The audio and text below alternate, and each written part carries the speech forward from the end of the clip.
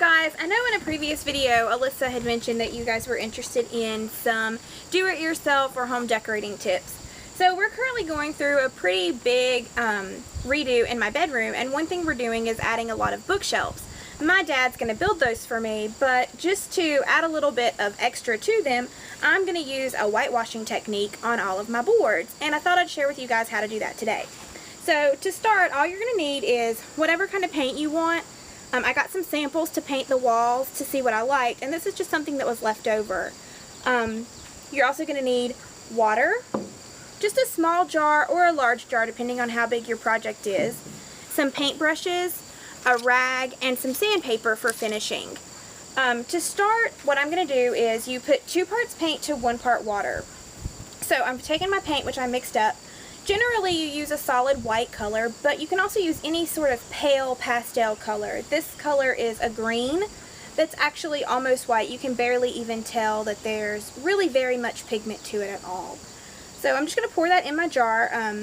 This one has a really secure lid, so I decided to use it rather than a mason jar, but those are also really good to use.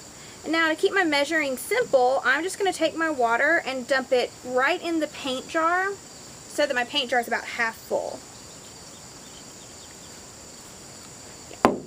And so that I can use all of the paint, I'm going to put my lid on securely and just mix that up so that the paint pulls out. Maybe too securely. Then I'm just going to pour that right back in this big jar with the regular paint. And we're going to use that same exact technique. My brother's phone's going off on camera. And we're just going to seal this jar really well and just shake that until it's mixed up really well. And of course, if you're doing a bigger project and you're doing a bigger jar, you may want to get one of your paint stirring sticks to make sure. But it's really easy to make sure it's really well mixed up. When you get finished, you're going to have just kind of like, I don't know, a mayonnaise and vinegar consistency. It's, you know, not paint, but it's not very thick. Then you're just going to use some paint brushes, whichever size you desire, and you're going to just take your paint and you're going to coat it on your board just as thin as it'll go, because you don't want a lot of paint residue, because you want the wood grain to come through. Generally, I would paint the entire board before I start any sort of my whitewashing techniques, but I really want you guys to be able to see what I'm doing. So, now that I've got this segment done,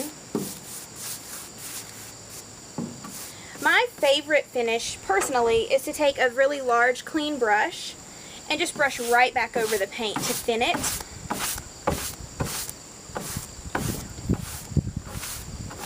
But you can also use a clean cloth and just lightly dab down the board to bring out more of your wood grain. That's a personal preference, and it really depends on what kind of wood you have that you're using and what kind of finish you personally want. Like I said, I want more color than wood grain, and this light green really pulls some through.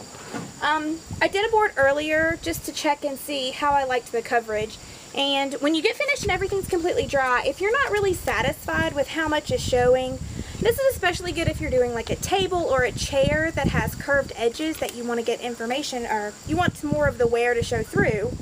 You're just going to take really fine grain sandpaper and just lightly take your corners especially and just brush over to pull through. And you can also do the same thing right down the middle of your board. And as you can see, that just pulls through a little more of the color. So if you guys have any questions, because I know this was kind of really short and spur of the moment and not very detailed, if you guys have any questions, feel free to ask them in the comments and I'll be happy to explain some more detail into my work. Also, and I'll link it in the log below, but I'm going to post pictures of this completed project on my blog so that you guys can kind of look at the before and after shots. So I hope you have a great day and a happy weekend. Bye!